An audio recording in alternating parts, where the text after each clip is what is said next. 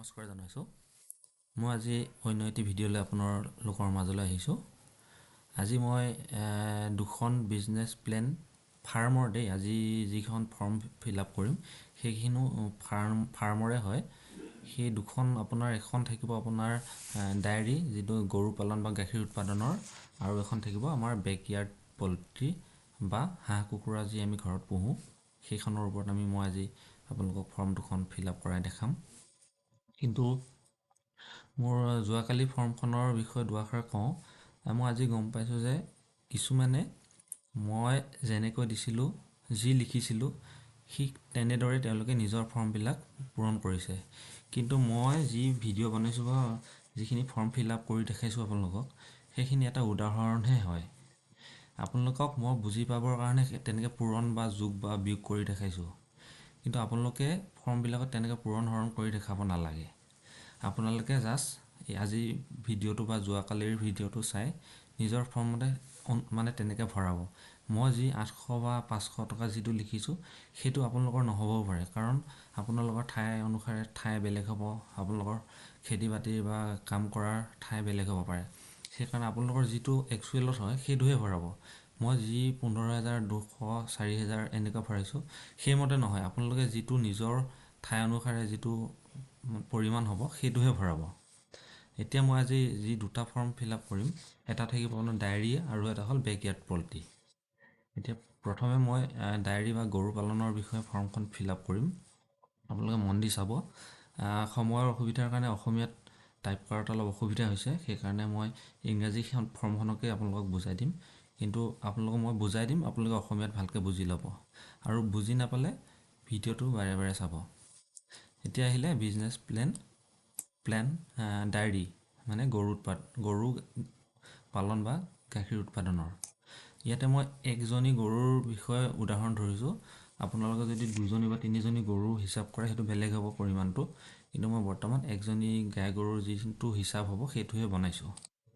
এতিয়া ছেম থাকিব name of the এণ্টাৰপ্ৰেনিউৰ, এইটো SHG মেম্বাৰগৰাকীৰ নাম হ'ব। মই ইয়াত আজি দিলোঁ ৰেখা কলিতা।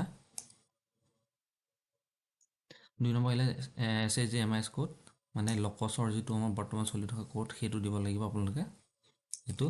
তাৰপিছত কাৰেণ্ট এক্টিভিটি যিটো হয় সেইটো তেওঁৰ দিব লাগিব। মই ইয়াত পেডি দিছোঁ, মানে তেওঁ ধান আগত কৰি আছে, ধানৰ যোগেদি তেওঁ ঘৰখন চলাই আছে।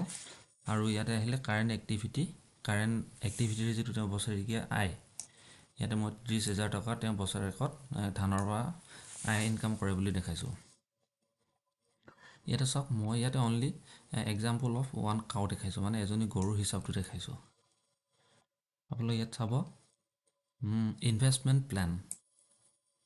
ইয়াতে আমাৰ গোটেইখিনি আজি যিহেতু গৰু গাখীৰ উৎপাদন, সেইকাৰণে প্ৰডাকশ্যনৰহে হয়, এইখিনি ছাৰ্ভিচ বা ট্ৰেডিঙৰ নহয়। ইয়াতে থাকিলে ফিড মানে হ'ল আমাৰ যিটো গৰু পশু খাদ্য, তাৰ এইটো মই এটা বেগৰ দাম, চাপৰ হওক বা যিকোনো গৰু খাদ্য হওক, তাৰ মই এটা হিচাপ অনুমানিক ধৰিছোঁ 800 টকা এটা বেগৰ দাম। আপোনালোকে নিজৰ অনুসাৰে সেইটো ভৰাই যাব, 400, 500 যিটো হয় সেইমতে ভৰাব। মই ইয়াত আৰু এটা কথা কওঁ, এই যি গৰুৰ পালনৰ যিখন ফৰ্ম হয় এইখন মানে 8 মাহৰ এটা হিচাপ হয়, সম্পূৰ্ণ 12 মাহৰ নহয়। সেইকাৰণে আপোনালোকে হিচাপটো 8 মাহৰ ধৰিব, কিয়নো গৰু এজনীয়ে বছৰত 8 মাহমান 6 মাহমান গাখীৰ দিয়ে। সেইকাৰণে এই ফৰ্মখন মই 8 মাহৰ হিচাপত বনাইছোঁ, আৰু ফৰ্মখনতো 8 মাহেই আছে। চাব, খাদ্যৰ নামত মই 800 টকা দেখাইছোঁ, আৰু 8 মাহৰ কাৰণে 18টা বেগ লাগিব। সেইকাৰণে মই 18 লিখিছোঁ। 800 পূৰণ 18, সেইমতে হ'লগৈ 14,400। এইটো 14,400, কিন্তু নিজৰ মতে আপোনালোকৰ হিচাপটো বেলেগ হ'ব, মই এতিয়াও কৈছোঁ আপোনালোকক। আৰু এইটো নেক্সটটো আহিলে এজলা টেংক। মানে আমাৰ এজলা টেংকটো আমাৰ ইয়াত বহুত প্ৰচলন নাই, মানে কিছুমান ঠাইত হয় বাৰু। গৰু খাদ্যৰ কাৰণে এজলা মানে পুনি, আমাৰ যিটো পানীত উপঙি থকা সৰু সৰু যে মেটেকাৰ নিচিনা যিটো হয় মিহি মিহি, সেইটো পুনি বুলি কয়, সেইটো ইংৰাজীত এজলা বুলি কয়। যদি আপোনালোকৰ তেনেকুৱা খাদ্য হয় তেতিয়া আপোনালোকে ইয়াত সেই অনুসাৰে ভৰাব। কিন্তু মই সিমান এইটো মানে বিৱৰণটো লোৱা নাই, কিমান কেনেকুৱা দাম কি হয়, সেইকাৰণে মই এইটো 0 দেখাইছোঁ। ইয়াতে গৰুৰ যিটো মেডিচিন থাকে, কিছুমান মেডিচিন দিব লাগে গৰুক, যাতে আমি বাহিৰা বেমাৰ আজাৰৰ পৰা মানে ৰক্ষা কৰিব পাৰোঁ। তেতিয়া মই ইয়াতে এটা মেডিচিনৰ বটলৰ দাম 350 টকা দেখাইছোঁ, আৰু 8 মাহৰ কাৰণে 5টা বটল দৰকাৰ হ'ব মোৰ মতে। সেই অনুসাৰে মই 350 টকা আৰু 5টা বটল 1750 টকা কৰিছোঁ। তাৰপিছত আহিলে হোম বেষ্ট, যিটো হোম মেড ফিড হয়, মানে আমি ঘৰত কিছুমান গৰুৰ খাদ্য বনাওঁ। ধৰি লওক আমাৰ কিছুমান শাক পাচলি আমি বইল কৰি বা সিজাই কৰি তেনেকৈ আমি গৰুক খুৱাওঁ। মই ঠিক তেনেদৰে 30 টকা ধৰিছোঁ তেনেকুৱা গৰু খাদ্য। যদি হয় আপোনালোকৰ সেইটো দিব, যদি নহয় আপোনালোকে নোখোৱাই তেনেকুৱা, তেতিয়া আপোনালোকে নিদিলেও হ'ব, আপোনালোকৰ অনুসাৰে সেইটো হ'ব। আৰু মই 80 কেজিমান লাগিব তেনেকৈ দেখাইছোঁ। এতিয়া মই 30 টকা আৰু 80 কেজি, সেই অনুসাৰে 2400 টকা হ'ল। ইয়াতে আহিলে মেডিকেল ছাপৰ্ট। যিহেতু আমাৰ গৰু গাইৰ বেমাৰ আজাৰ আহে, তেতিয়া যিটো মেডিকেল টিম, আমাৰ গো পালকসকলৰ যি গো মিত্ৰ থাকে, তেওঁলোকে যি ইনজেকশ্যন বা তেনেকুৱা মেডিচিন দিয়ে, সেই অনুসাৰে মই তেওঁলোকৰ খৰচটো 500 টকা দেখাইছোঁ। আৰু 4বাৰ, ধৰি লওক 8 মাহত 4বাৰ দেখাইছোঁ, সেই অনুসাৰে তেওঁলোকৰ চিকিৎসা খৰচ 2000 টকা হ'ল।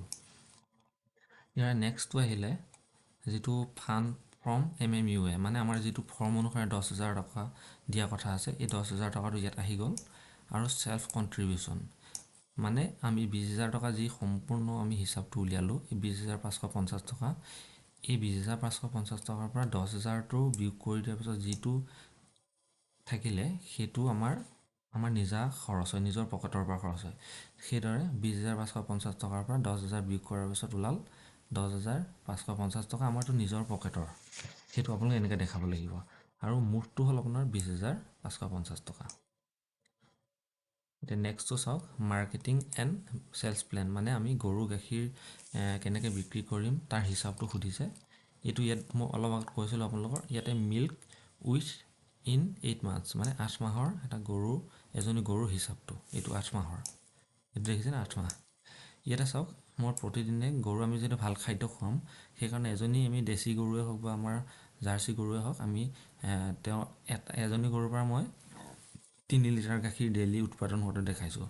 আৰু 3 লিটাৰক 30 দিনত পূৰণ কৰাৰ পিছত 90 লিটাৰ, মানে আমি 1 মাহত 90 লিটাৰ গাখীৰ উৎপাদন কৰিলোঁ এজনী গৰুৰ পৰা। এতিয়া এজনী গৰুৰ 1 লিটাৰ গাখীৰ দাম হ'ল 50 টকা। সেইটো আপোনালোকে জানে, ঠাই ভেদে হয়তো 60 টকা হ'ব পাৰে, কাৰোবাত 45 টকা হ'ব পাৰে। এতিয়া মই এটা এভাৰেজ ধৰিছোঁ 50 টকা। সেই অনুসাৰে যি আমি 90 লিটাৰ পালোঁ, এই 90 লিটাৰটো মই ইয়াত দেখাইছোঁ, এই 90 লিটাৰ, তাৰ লগত 50 টকাটো পূৰণ কৰি দিছোঁ, এইটো 50 টকা, মানে 1 লিটাৰ গাখীৰৰ দাম। 90 লিটাৰ গাখীৰৰ 50 টকা দাম, সেই অনুসাৰে 8 মাহত আমি যদি বিক্ৰী কৰোঁ, আমি টোটেল গাখীৰৰ পৰা আমি লাভ পাম আমি 36,000 টকা, মানে 36,000। এতিয়া এই নেক্সটটো চাওক, এক্সপেক্টেড এডিশ্যনেল ইনকাম পাৰ ইয়াৰ, মানে আমি গৰুৰ গাখীৰৰ বাহিৰেও যদি আমি কিবা সেই গৰুৰ পৰা এক্সট্ৰা ইনকাম কৰিব পাৰোঁ, সেইটো মানে ইয়াত সুধিছে। এতিয়া মই কাউডাং লিখিলোঁ, মানে যিটো আমি গোবৰ, কিছুমানৰ গোবৰ ঘৰত দৰকাৰ হয়, কিছুমানৰ নহয়, কিন্তু গোবৰৰো দাম আছে, সেই অনুসাৰে মই গোবৰ বিক্ৰী কৰি 4,000 পোৱাটো দেখাইছোঁ। বুজি পালেনে? আপোনালোকৰ 36,000 টকাটো গাখীৰ বিক্ৰী কৰি পোৱা হ'ল, আৰু 4,000 টকাটো আপোনাৰ গোবৰ বিক্ৰী কৰি পোৱা হ'ল। সেই অনুসাৰে আমি এজনী গৰুৰ পৰা 40,000 টকা এটা মই অনুমানিক হিচাপ উলিয়াই দেখালোঁ আপোনালোকক। এতিয়া কথা হ'ল, এতিয়া ইয়াতে আপোনালোকৰ নিজৰ চহী কৰিব, নাম লিখিব, আৰু এইটো ঘৰত একো নিলিখিব। মই যোৱাকালি কৈছোঁ ভিডিঅ'টোত, এইটো একো নিলিখিব, খালি এই ছাবমিটেড বাইটোত ছিগনেচাৰ কৰিব নিজৰ SHG মেম্বাৰ, যাৰ এই ফৰ্মখন ফিল আপ কৰা হৈছে। আৰু এইটোততো একেবাৰে একো নিলিখিব, এই ঘৰটোত একো নিলিখিব, এইটো অফিচৰ কাৰণে হয়। আৰু মই এতিয়া নেক্সট আপোনালোকক বেকয়াৰ্ড পলিটিৰ বিষয়ে ক'ম, মানে আমি যি ঘৰত হাঁহ কুকুৰা পুহোঁ তাৰ এটা থুলমূল হিচাপ দেখাম আপোনালোকে মন দি চাব। হয়, সকলোৱে এবাৰ চাব, এইটো হ'ল দেখিছেনে, business plan for backyard poultry, মানে আমাৰ যি ঘৰত পোহা হাঁহ কুকুৰা হয় তাৰ এখন ফৰ্ম হয়। এইখিনি ছেইম থাকিব, একে থাকিব। মই এণ্টাৰপ্ৰিনিয়ৰ যি সদস্য হয় তেওঁৰ নামটো মই বিনু ডেকা লিখিলোঁ এবাৰ। এইখিনি ছেইম থাকিব। SHG কোড নাম্বাৰ যিটো আমি লকচ কোডটো দিব লাগিব, এইটো লকচ কোডটো দিব। আৰু কাৰেণ্ট এক্টিভিটিটো আমি এইটো তেওঁ হেণ্ডলুম দেখাইছোঁ, মানে তেওঁ তাঁতশালৰ কাম কৰে, সেইকাৰণে আমি হেণ্ডলুম লিখিছোঁ। এইটো অসমীয়াত আপোনালোকে হেণ্ডলুমটো আমি তাঁতশাল বুলি কওঁ, বোৱা, যিটো তাঁত বোৱা হয় সেইটো। আৰু এইটো কাৰেণ্ট ইনকাম পাৰ এনাম, মানে বছৰেকীয়া তেওঁ শালৰ পৰা কিমান টকা ইনকাম কৰে সেইটো। মই তেওঁৰ কাপোৰ যি ঘৰত বয়, তেওঁ সেই কাপোৰৰ পৰা তেওঁ 25,000 টকা পোৱা বুলি দেখাইছোঁ আপোনালোকক। এইটো প্ৰত্যেকখন ফৰ্মতে আপোনালোকৰ তেওঁ যি নিজা তেওঁ বৰ্তমান কৰি থকা জীৱিকা নিৰ্বাহৰ কাম সেইটো উল্লেখ কৰিব লাগিব ইয়াত এইটো ঘৰত হেণ্ডলুম মই হেণ্ডলুম দিলোঁ আপোনালোকে যিটো কৰে সেইটো দিব নেক্সট আহিল নেম অফ দি এণ্টাৰপ্ৰিনিয়ৰ আৰু যিটো তেওঁ বৰ্তমান কাম কৰিব ফৰ্মখনৰ অনুসাৰে সেইটো হয় মই ক'লোঁ অলপ আগত এখন হাঁহ কুকুৰাৰ ফৰ্ম হয় এইটো বেকয়াৰ্ড পল্ট্ৰি মানে হাঁহ কুকুৰা এতিয়া চাওক এইটো হাঁহ কুকুৰাৰ প্ৰডাকশ্যন হয় এইটো প্ৰডাকশ্যনৰ হয় আমি যিহেতু হাঁহ কুকুৰা উৎপাদন কৰোঁ ছাৰ্ভিচত আহিলে আপোনাৰ খোৱা বোৱা বস্তু চিলাই মেচিন বা তেনেকুৱা হোটেল চোটেল আহিব আৰু ট্ৰেডিঙত গেলামালৰ দোকান হাৰ্ডৱেৰ দোকান এইবিলাক আহিব এতিয়া আমাৰ এইটো প্ৰডাকশ্যনৰ হয় এইটো আমাৰ এখন ফৰ্মত প্ৰডাকশ্যনৰ হয় এতিয়া চাওক ইনভেষ্টমেণ্ট প্লেন মানে আমি যিখিনি টকা বিনিয়োগ কৰিম এইখিনি হিচাপখিনি আৰু ইয়াতে চাওক এইটো নাম্বাৰ অফ পাৰ বেটছ মানে আমি ইয়াত 50টা কুকুৰাৰ হিচাপ দেখাইছোঁ 50টা বা হাঁহৰ হিচাপ দেখাইছোঁ এতিয়া চাওক ইয়াতে নেম অফ ৰ মেটেৰিয়েল মানে আমাৰ যিটো কেঁচা সামগ্ৰী মানে পোৱালি চোৱালি দানা কিবা কিবি এইখিনি এইটো আপোনাৰ ইউনিট প্ৰাইচ মানে এটা বস্তুৰ দাম কিমান ইউনিট ৰিকুৱাৰ্ড মানে কিমান পৰিমাণৰ বস্তু লাগিব আৰু এইটো হ'ল টোটেল কষ্ট মানে মুঠ দামটো এতিয়া চাওক চিক মানে ডে অল্ড চিক মানে কণীৰ পৰা যিটো পোৱালি হ'ব অলপ বয়স হোৱা পোৱালি যিটো আমি পুহিব পাৰোঁ সেইখিনি পোৱালিৰ হিচাপ হয় এইটো এতিয়া মই এটা পোৱালিৰ দাম সৰু পোৱালিৰ দাম ধৰিলোঁ 60 টকা এটা সৰু পোৱালিৰ দাম 60 টকা দেখালোঁ আৰু আমাক দৰকাৰ মই অলপ 50টাৰ হিচাপ এইটো 50টা পোৱালি আমি তেনেদৰে 60টা পোৱালিৰ দাম মানে হৈ গ'ল আমাৰ 3000 টকা নেক্সট আহিলে ফিড মানে হ'ল আমাৰ যিটো খাদ্য পশু খাদ্য বা চৰাই চিৰিকটি হাঁহ কুকুৰাৰ খাদ্য সেইটো ফিড আমি দেখালোঁ 1 কেজি ফিডৰ দাম 1 কেজি মানে খাদ্যৰ দাম 80 টকা আৰু মই দেখালোঁ 80 কেজি দৰকাৰ হ'ব আমাৰ যিহেতু 6 মাহমান 8 মাহমান পুহিব লাগিব সেইকাৰণে 80 কেজি দেখাইছোঁ সেইটো পূৰণ কৰাৰ পিছত মোৰ এইটো ওলাল 6600 টকা নেক্সট আহিলে মেডিচিন আমি যিহেতু হাঁহ কুকুৰাখিনি ভালকৈ ৰাখিবৰ কাৰণে আমাকতো মেডিচিনৰ দৰকাৰ হ'ব কাৰণ বেমাৰ আজাৰ বিভিন্ন বাৰ্ড ফ্লু কিবা কিবি মানে টোপনি যোৱা বেমাৰ চৰাই চিৰিকটিৰ তেনেকুৱা আহে সেইকাৰণে আপোনালোকে গম পায় যদি পুহি আছে যে বেমাৰ হয় চৰাই চিৰিকটিৰ সেইকাৰণে আমি মেডিচিনবিলাক সময়ে সময়ে আমি দিব লাগে নিদিলে মানে আমাৰ যিটো আমি ফটোৱা মূলধনটো সেইটো মানে পানীত পৰাৰ সম্ভাৱনাটো বেছি থাকে সেইকাৰণে আপোনালোকে পাৰিশ্য মানে যিখিনি আপোনালোকে পাৰে সেইখিনি আপোনালোকে মেডিচিনটো ইউজ কৰিব লাগে চিকিৎসকৰ পৰামৰ্শ অনুসৰি এতিয়া চাওক মই এটা বটলে হ'ব নিশ্চয় এইটো পানীত ঘুটি খুৱাবলৈ পানীত ঘুলি দিব লাগিব ঘুলি দিয়াৰ পিছত এটা বটলৰ দাম মই 350 ধৰিছোঁ আৰু মোক 15টা বটল লাগিব 15টা বটলত আপোনাৰ টোটেল হাঁহখিনি বা পোৱালিখিনিৰ কাৰণে আমি 5250 টকা দেখাইছোঁ মই এতিয়া কৈছোঁ এইটো উদাহৰণে মাত্ৰ আপোনালোকে যি নিজা অনুমান আপোনালোকৰ খৰচ হ'ব সেইমতে ভৰাব কিন্তু এইটো ফৰ্মেটতে ভৰাব লাগিব এইমতে ভৰাব লাগিব মই যেনেকৈ ভৰাইছোঁ তেনেকৈ সেইটো হিচাপত ভৰাব এইটো উদাহৰণটো চাই ল'ব নেক্সট আহিলে ডিপ লিটাৰ মানে আমি পানী চানী খাবৰ কাৰণে যি হাঁহ কুকুৰাক ৰাখি দানা পানী দিবৰ কাৰণে যি আমাক গামলা বা তেনেকুৱা চৰিয়া দৰকাৰ হ'ব সেইটো হয় এইটো ডিপ লিটাৰ এইটো মই এটা চৰিয়া বা গামলাৰ দাম 250 টকা ধৰিছোঁ আৰু মোক 50টা হাঁহৰ কাৰণে বা মুৰ্গীৰ কাৰণে মোক 4টা গামলা লাগিব সেই তেনেদৰে এইটো হ'লগৈ আপোনাৰ 1000 টকা নেক্সট আহিলে ইলেক্ট্ৰিচিটি যিহেতু আমি আমাৰ যি কিছুমান ফাৰ্মত মানে জন্ম হোৱা কুকুৰাৰ কাৰণে ইলেক্ট্ৰিচিটিটো দৰকাৰ হয় তাত আমাৰ ইলেক্ট্ৰিচিটি লাগিব ফেন লাগিব লাইট লাগিব বা ব্ৰইলাৰৰ কাৰণে কিন্তু আমাৰতো এইটো যিখিনি আমি বৰ্তমান পুহি থকা গাঁৱলীয়া হাঁহ কুকুৰা ইয়াকতো কোনো ইলেক্ট্ৰিচিটি নালাগে ৰাতিটো কোনো ধৰি লওক ইলেক্ট্ৰিচিটি লাইটৰ পোহৰ দিব নালাগে সেইকাৰণে মই এইটো 0 দেখাইছোঁ আপোনালোকে যদি চাই ল'ব কিবা যদি দৰকাৰ হয় আপোনালোকে ভৰাব পাৰিব জাষ্ট মোক নালাগে কাৰণে মই দেখাই দিছোঁ 0 বুলি এতিয়া টোটেল আহি গ'ল আমাৰ টোটেল ইনভেষ্টমেণ্ট আমাৰ গোটেই খৰচখিনি হ'লগৈ আপোনাৰ 15650 টকা এই 50টা মুৰ্গীৰ গোটেই হিচাপখিনি 15650 টকা ওলাল আপোনালোকে নিজৰ অনুসাৰে এইখিনি ভৰাই দিব নেক্সট আহিব ফাণ্ড ডিটেইল মানে আমাৰ যিখিনি আমি টকা পইচা লেনদেন কৰিম সেইখিনি হিচাপটো ইয়াতে চাওক ফাণ্ড ডিটেইলত আমাৰ চৰকাৰৰ পৰা আমি পাম 10,000 টকা যিটো ফৰ্ম অনুসাৰে 10,000 টকা এই 10,000 টকাটো আগৰ ফৰ্মত কোৱা মতে আমি নিজৰ বিনিয়োগটো ইয়াত শ্ব' কৰিব লাগিব সেইকাৰণে যিহেতু আমি 10,000 টকা চৰকাৰৰ পৰা পাম আমি টোটেল খৰচ কৰিলোঁ 15,650 টকা এই 15,650 টকাৰ পৰা 10,000 বিয়োগ কৰাৰ পিছত আমাৰ হাতত থাকিলে 5,650 টকা, মানে আমি 5,650 টকা নিজে খৰচ কৰিব লাগিব। আপোনালোকৰ এইটো ফৰ্ম অনুসাৰে বেলেগ হ'বও পাৰে। এইটো মোৰ মুঠতে হ'লগৈ 15,650 টকা। এতিয়া নেক্সট আহিল চাওক, এইটো হ'ল মাৰ্কেটিং এণ্ড চেলছ প্লেন। মানে কি হ'ল, আমি যিখিনি বেচা বিক্ৰী কৰিম, মুৰ্গী, কুকুৰা, এনেকুৱা হাঁহ, তাৰ এইটো হিচাপ হয় বেচা বিক্ৰী বজাৰৰ হিচাপ। ইয়াতে মই চিকেনটো দেখাইছে, চিকেন আছে মানে মুৰ্গী হয়, আমাৰ যিখিনি দৌৰি ফুৰা আমাৰ লোকেল কুকুৰা হয় সেইখিনি হয়। এক্সপেক্টেড প্ৰডাকশ্যন মানে আমি অনুমানিক এটা কাল্পনিক হিচাপ কৰিছোঁ যে মোৰ 50টা মুৰ্গীৰ পৰা 70 কেজি মাংস ওলাব। কিয়নো 50টা মুৰ্গী কাৰোবাৰ কিবা বেমাৰ আজাৰ হৈ ঢুকাব পাৰে, মৰিব পাৰে। তেতিয়া যদি আমি 40টা বা 45টা মুৰ্গী ৰখে আমাৰ, তেতিয়া 1.5 কেজিমান হ'লেও আমাৰ 75 কেজি 50টা মুৰ্গীৰ পৰা বা 45টা মুৰ্গীৰ পৰা ওলাব।